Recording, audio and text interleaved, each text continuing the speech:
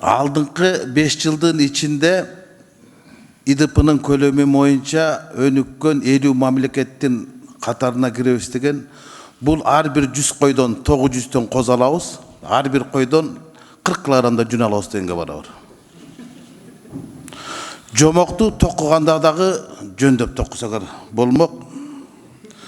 Мен эми айтайын, биз Кыргызстандын экономикасы көз карандыбыз да, кум төрдүн алтынына. Эгер Кыргызстандан 230 миллиардка товар өндүрүлсө, анын 100 миллиарды алтында. Анан каяктан 50 мамлекеттин катарына кошуласы мен түк түшүнбөй турам. Бүгүнкү күндөгү акыбалыбыз бул 192 мамлекеттин ичинде 150-нчи орун. Анан ушундай экономикалык секирик жасасыш үчүн Англиядан экономика боюнча эксперттерди, Малайзиядан, Сингапурдан алып келишибиз керек да. Эми мен силерге токоте суроолордон берейин да. Былтыркы жылы ИДПнын көлөмү боюнча жыл башында биз 7% көрсөткүч менен келатканбыз. Башында 9 айдык боюнча экспорттун көлөмү 30%га, импорттуку 10%га жакшы. А жыл этегинде ИДП 4,5-ке түштү. Алтын азайып кетти. Быйыл болсо таптакыр эле шалпайып отурабыз. Алтын аз, анан кантип? Мен сизге түз суроо берейин. Азыркы күндөгү 6 айдын көрсөткүчү боюнча экспорт менен импорттун көлөмү канчалык деңгээлде өстү же артын көздөй көчтү, айтып бериңизчи. Бүгүнкү күндө биз ушул экспорт багытында тышкы соода боюнча, мына экспорт боюнча объем промышленной продукции 146 миллиард сом болуп атат. Бул кум төр менен кошкондо. Кум төрдү алып койгондочу?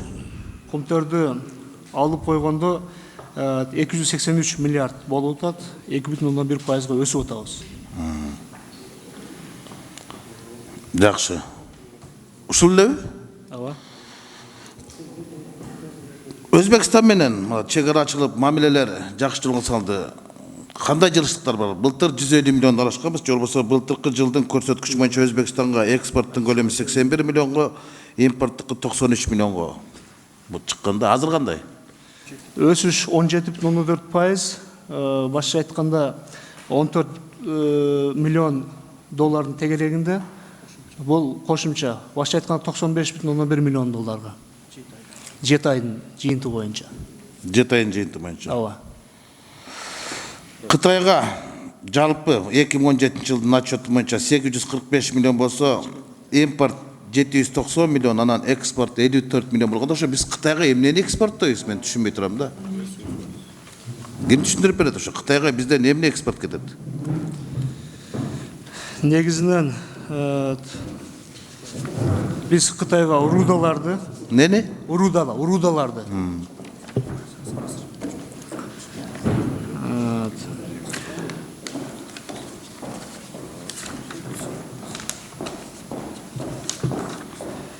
Бүгүнкү күндө товар оборот Кытай менен 1 миллиард 597,5 миллион долларды түздү. Бул 3,2%га жогорулады десек болот.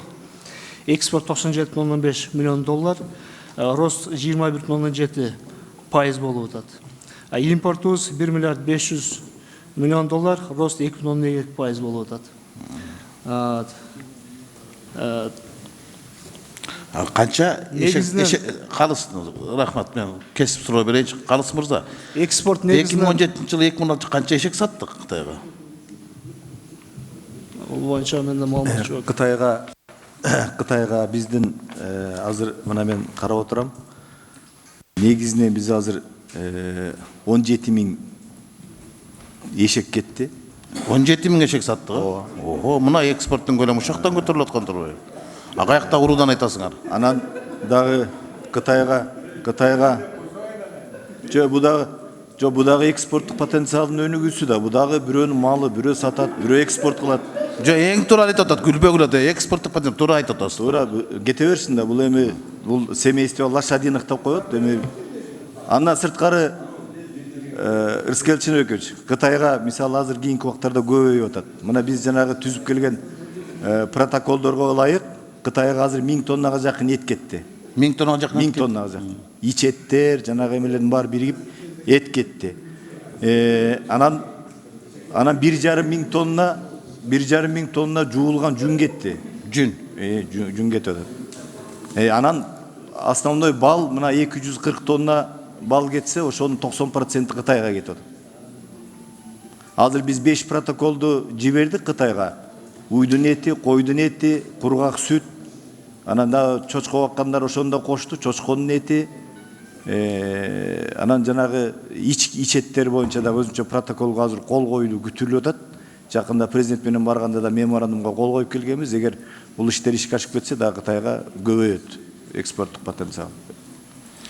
Белоруссия менен биздин алакамда экен да, бизден экспорттун көлөмү 3 миллион 200 миң доллар. Ал эми импорт 19 миллион 500 миң дейт да.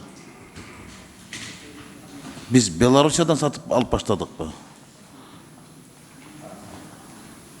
Rusya boyunca Et azıklarının. Azıklar boyunca Belarus'tan biz 2000 tonna mına 8 ayda toğuk niyetini aldık. Anken özüңүздөр билесиздер, Кытайдан biz толук жабылган да. Ошон үчүн Россия менен ошол Казакстан, Белоруссия үчөөнөн келип атат. 2026 тонна ет келиптир. 18 тонна уйдун эти келген. Анан 33 тонна колбаса, анан молочный продукциядан 40 тонна келди болгону. Башка Белоруссиядан келген эчтеке жок.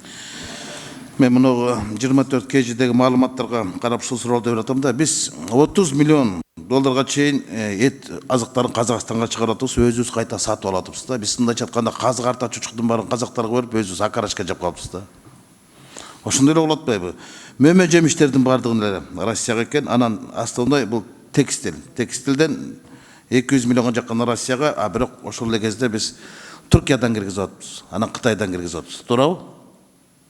Негизги текстилдин баардыгы Кытай менен Түркиядан экен. Анан Түркияга экспорттун көлөмү 45 миллион дейт. Бизден Кыргызстандан Түркияга эмне экспорттолорун мен таппай койдум. Эмне алып чыгабыз? Кытайга эшек алып баратабыз. Жалпы 6 айда біз 181 миллион долларға сода кылып турбуз. Былтыркыга караганда 23% өсүптүр. Анын ичинен ошо 35 миллион доллар бул экспорт.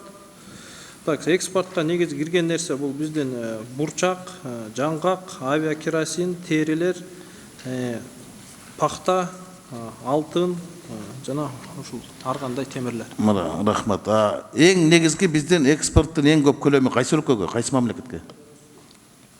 Так, эң негизги экспорт биз Орус Федерациясы менен Казакстан. Швейцария эмеспи? Алтынды. Жок, эгер алтынды ойго албаганда, алтын болсо. Жок, сиз кошуп айттыңыз да. Биринчи орунда албетте алтын, ал мурун Швейцарияга кетчи, бүгүнкү күндө Британияга кетип атат. Жарымдан көп. Ошо алтын экспорттун канча көлөмүн? Жалпы көлөмү канчасын пайызын түзөт? 30%-дан 40%га чейин. 41%. Былтыркы жыл ушундай болуптур да. Кумтөрдүн алтынын сатканыбыз 517 миллион мурун 44. Мына көрдүңүздөрбү, биз дагы деле кумтөрдүн алтынына көз карандыбыз да экономика. Анан кантип элүү мамлекеттин катарына киребиз? Өкмөттүн оокатын айт десек, бир ноокаттагы жерди айтып атат да бир.